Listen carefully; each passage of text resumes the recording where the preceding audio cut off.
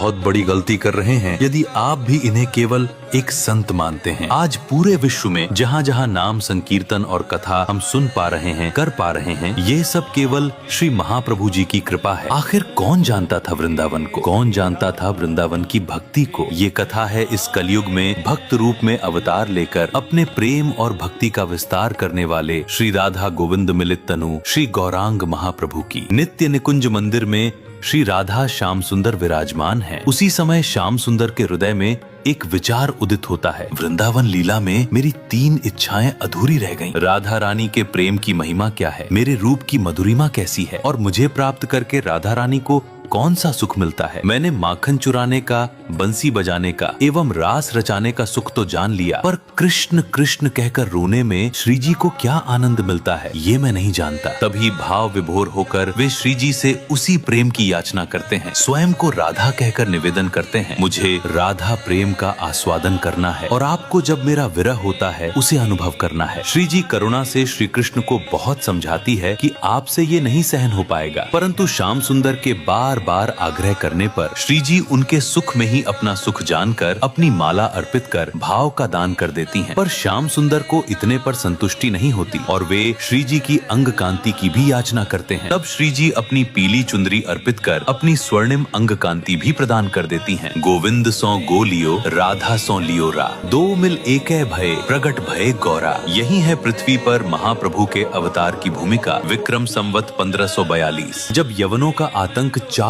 ओर फैला हुआ था, खुले रूप से संकीर्तन करने पर हिंदुओं की हत्या तक कर दी जाती थी। ऐसे समय में महाशिव और महाविष्णु के संयुक्त अवतार श्री अद्वैताचार्य प्रभु ने महाप्रभु के आगमन से पूर्व नित्यानंद प्रभु एवं अन्य पार्षदों सहित अवतार धारण किया। प्रतिदिन 1 लाख युगल तुलसी दल गोपाल मंत्र के साथ शालिग्राम जी पर अर्पित किए। उनके कठोर तप और करुण पुकार ने नित्य निकुंज में विराजमान श्री राधा गोविंद को मिलित स्वरूप से अवतार लेने के लिए विवश कर दिया। तब अपने बहिरंग प्रयोजन अर्थात नाम संकीर्तन का प्रचार और अंतरंग प्रयोजन अर्थात राधा रानी के प्रेम का आस्वादन, इन दोनों की पूर्ति हेतु श्री कृष्ण राधा रानी का भाव और अंग कांति धारण कर महाप्रभु के रूप में नवद्वीप में पिता श्री जगन्नाथ मिश्र और माता शची देवी के यहाँ विक्रम संवत 1542 फाल्गुन शुक्ल पूर्णिमा को प्रकट हुए। ऐसे कठिन समय में महाप्रभु ने नाम संकीर्तन की महिमा को और वृंदावन की महिमा को संपूर्ण जगत में प्रकट किया और आज संपूर्ण विश्व में